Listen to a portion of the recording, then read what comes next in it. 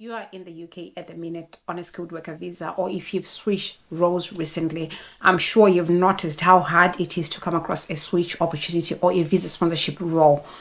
And most of the people that I've spoken to lately were like, Flo, I think there's something wrong with my CV. I think there's something wrong with my supporting statement. I want to address something, a few pointers, a few things in this video, because it's not anything to do with you. It's not your problem, but we have got a bigger issue beyond your CV, beyond your personal statement. And sometimes you can actually come up with the best personal statement, the best CV, but still the visa sponsorship roles are not as available as they used to be 2-3 years ago. I've switched a few times. I switched when I was switching from domiciliary to the NHS. I had to choose and be very particular about what I wanted. I really wanted to go into the NHS. However, there were other roles elsewhere. It's just that I was intentional about where I wanted to go. But at the minute, even people that are low, all I need is a visa sponsorship role. They are hard to come by. And this brings us to the first thing that I want to talk about, which is market saturation. Obviously, if you've been watching telly or if you've been watching all the videos that I was putting out last year, especially when we were talking about all the immigration policies, immigration issues in the UK around the care worker visas, the numbers, we spoke about nearly over 1 million people that came on a care worker visa. Those included people, main applicants, people that actually came to do care work. And most of those people, some of them have had, their companies have had sponsorship license revoked. What that means is those people are floating about in the system. Those people are looking for those roles, the same roles that you want. Probably you're saying, well, I want to change the industry in which I am. You are competing with those people. The second thing I want to point out is the fact that those people that came on a care worker visa came with their dependents as well. Most of those dependents are actually opting to work in care for a number of reasons. I think I'll have to do a separate video where I'm going to talk about why most people are choosing still to remain in care, or why most dependents would opt to do care. Partly it's because of the flexibility. It's because of most of them have got childcare and they have to work around that. So you'll find that they would opt to go still in the care industry because it offers them that flexibility. So when you look at you transitioning into roles like probably with the NHS or with care homes or support workers, especially support worker roles, the roles that people want to transition into or to go and work for the council, those organizations have found out that actually we don't need to sponsor. Actually, we could just simply target to recruit those dependents. They don't need sponsorship, and we still win because what we need is people. So you'll find that if you're looking for a role with visa sponsorship, sometimes it can really be hard. And I want us to move from the mentality to where we are saying there's something wrong with my CV, there's something wrong with my experience, there's something wrong, and understand that it is the season. And in this season, the market is saturated. This brings us to what I want to talk about next, talk about people that were on a student visa. You realize that a lot of people have been coming off the student visa to transition into the care worker visa. Partly is because it's a work visa to the NHS. Understand the season, understand timing.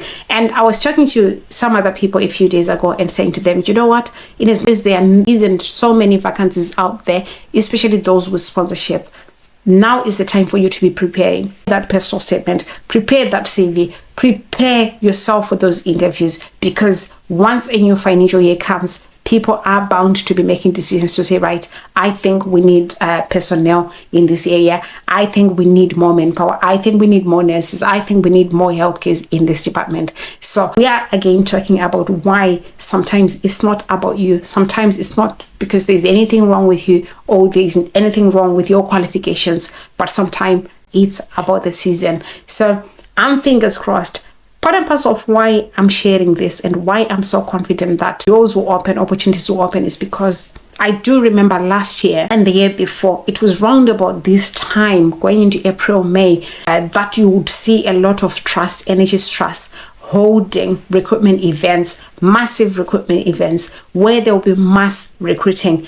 These are financial decisions. These are accounting decisions. Nothing personal, nothing against you. They want you, but sometimes they have to think in a strategic way, in an accounting, financial. They have to make these financial decisions at some point. And these are some of the pointers that I've actually noticed that could impact these opportunities that we are all looking for, these opportunities that we are all running towards, these opportunities that we are all searching day and night. But what is it that I can do in this season? What you can do in this season is to optimize your CV, optimize your personal supporting statement.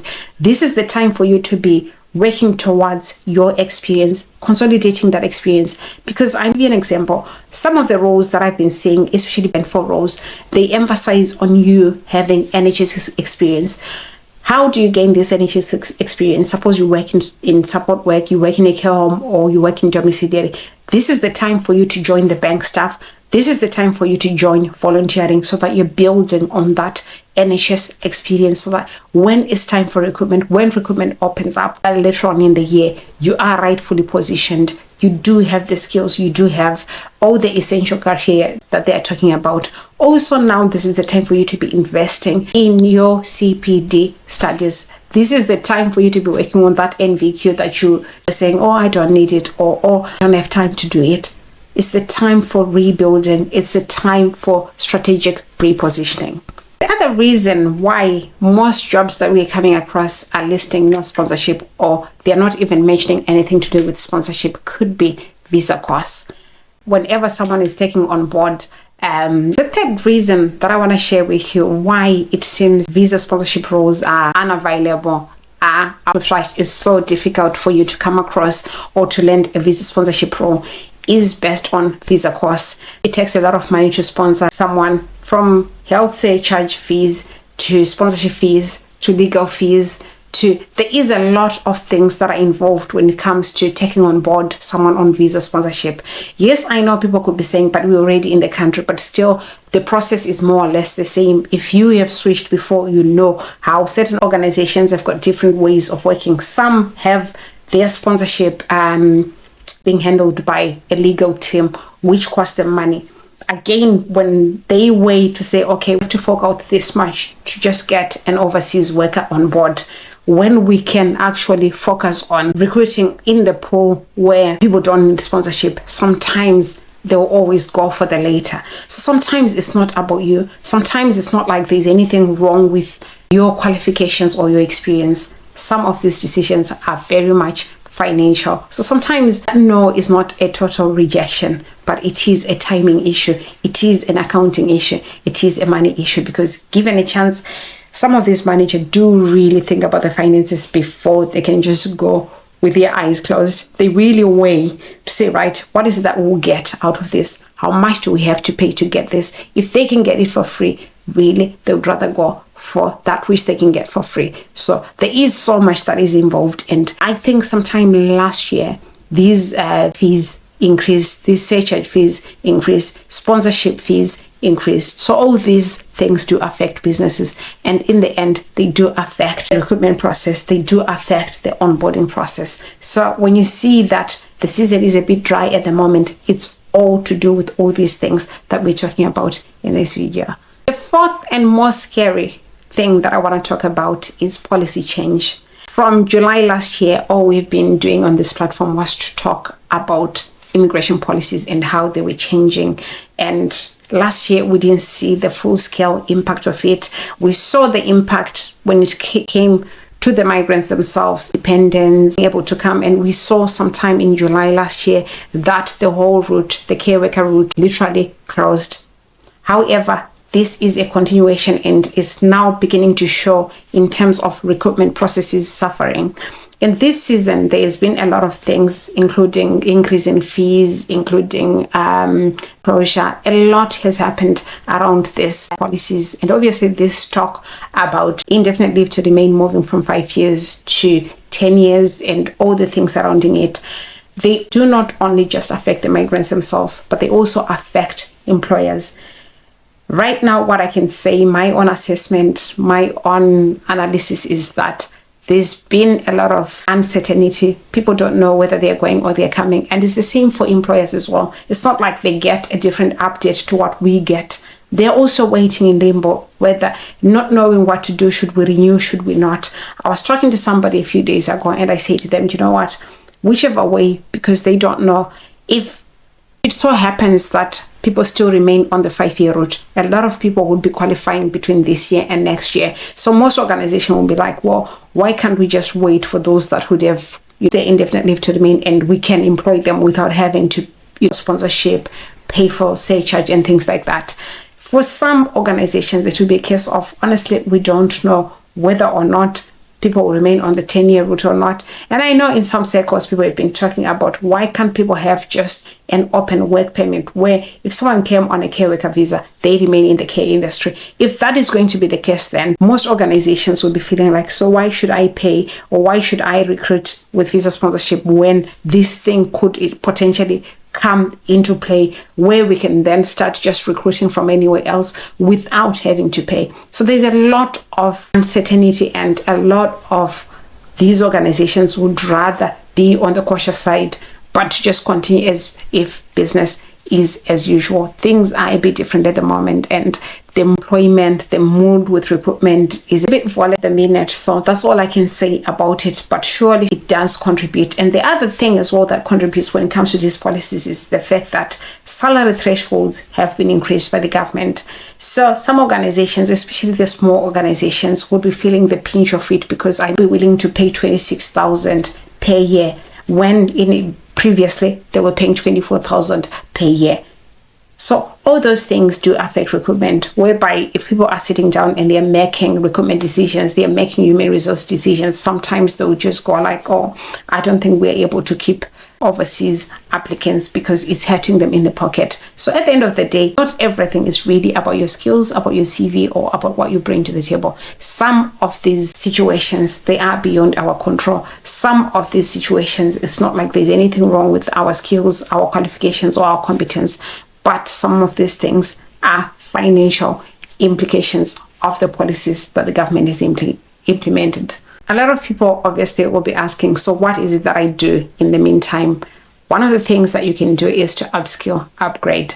I'm big on this one because I've seen lives change when they upskill, when they acquire those skills. And I'm hoping I'll bring in some videos around that, around options, around alternatives. At the moment, I'm so big on apprenticeships, and I'll be sharing on this platform how to go about it, how to leverage and pivot around those opportunities for both those that are on visa sponsorship, those that are dependents, and also our adult children who have finished school and are transitioning into career as young adults. But in terms of what you can do, I so much believe in networking. There's power in networking. Some of these organizations, because of all this scarcity in sponsorship roles, are not even bothering to put out on Indeed because of the overwhelming responses that they'll get. Some of these opportunities, you'll get them through networking. Sometimes who you lead you to your next visa sponsorship role. Sometimes being on platforms where people talk about this. I know I am on Facebook. If you haven't gone there and followed me and you're watching this video, please do go and follow me. It's Florence Missy here on that platform.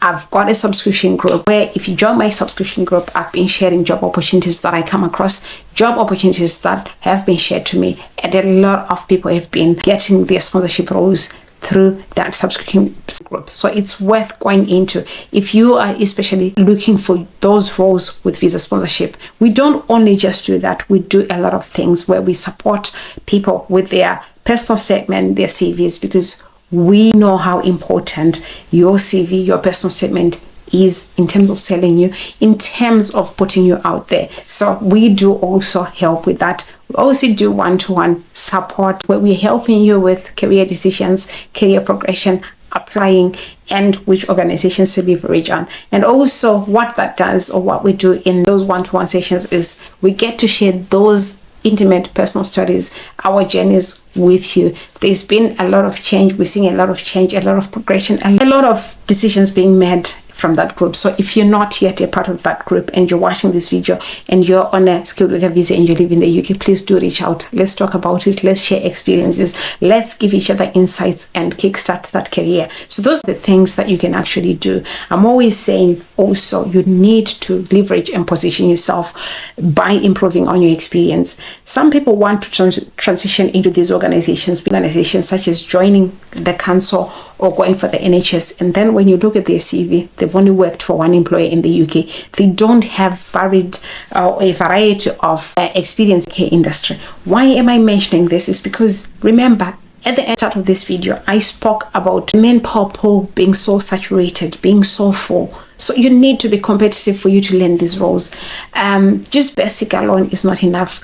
Also, things like volunteering will boost your CV, will boost your skill set. Last but not least, one of the things that I want to mention as a way of what we can do is to start preparing those references.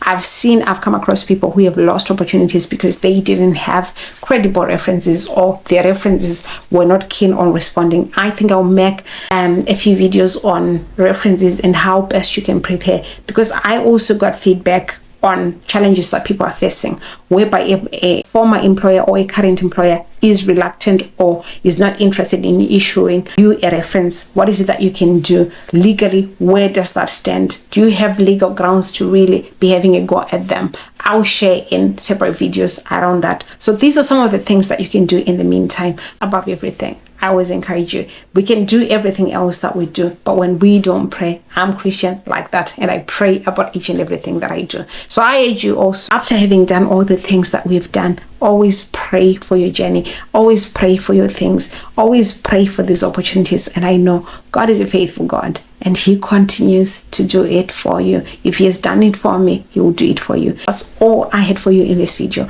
I hope to see you in the next one, because we are sharing this journey. We're giving insights. We're sharing what we know. We're sharing experiences. We are building a community, and I'm so excited that you get to be a part and parcel of it. And I'm also excited that I'm part of that community where I'm sharing where I've been, how I've done it, and I do hope I've inspired you. So if you've got so much help from this video, if you've found value in this video, please, and you haven't subscribed, please do hit the subscription button.